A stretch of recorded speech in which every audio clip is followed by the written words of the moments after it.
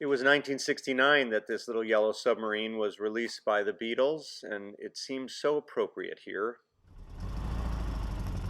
This is a 1963 Mini Cooper, fantastic car, and the Cooper S came out in '64, but this one is just a hoot to drive. It would have been a 997 Cooper engine in this car, and it's just a real stunner. I love that logo in the back on the boot lid. That's just one of my all-time favorite old British car emblems. Anyway, this is a gorgeous vehicle. It was a race car from 1975 up until around 2010, and then it was completely restored, and they just did an amazing job restoring it. It was an SCCA C sedan, and there's some old pictures of it from the logbook that comes with the car. But whomever restored it just really paid tribute to that homage. They paid homage to that history, and then they put this beautiful Momo wheel on. It's so nice to have this suede grip on your hands. Also, these beautiful Sparco seats are brand new and they're extremely comfortable. It has a really nice roll cage, but all these details, like if you look at these seams and the hinges, there are no marks and blisters that you often see on Minis, and you can kind of see a walk around tour here. It's really too nice to be a race car now, unless you really like immaculate race cars. And it's mainly a street car that's just extremely well restored with a race car history. The fender fit and the way the wheels sit in the arches, it's all really just spot on. So nice to see a Mark I early car with those flanges and beads all rust free. It's an excellent vehicle, and I'm just so impressed by how they restored this one. All in that front area there along the seam, there are no issues or filler, and that's commonly a problem. And flares in particular are rarely done so well. There are a couple bugs there on the front, but it's a very clean paint.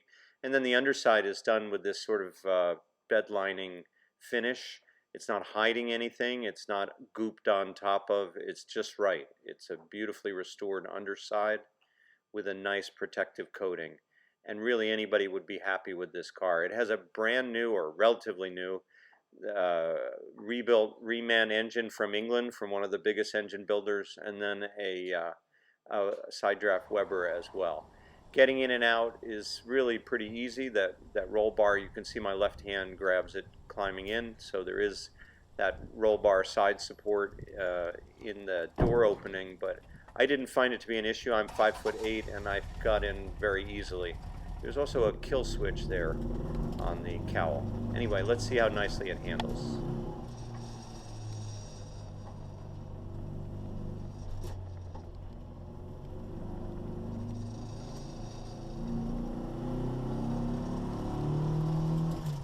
If you like fun little cars that you can really fling around, you will have a blast in this car because it's just a dream to drive.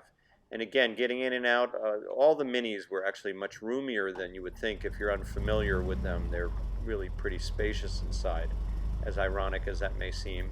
And this one can be, you don't have to drive it at full tilt. You can also drive it pretty sedately. It's really quite a lot of fun. It's a 1380 engine, as I said earlier, and there's probably an uprated cam in it, but it does idle quite well. Hopefully you can hear it here. It's very tractable as well. You don't need to be revving it all the time. And in general, I just found this to be a very usable, very high quality early Mini. The interior was really nicely done. That's a sort of carbon fiber binnacle for the speedometer, but it allows enough room for the Weber side draft on the other side. Again, top shelf stuff. That's a great Mini that we have for sale this week from Bug Eye Guy.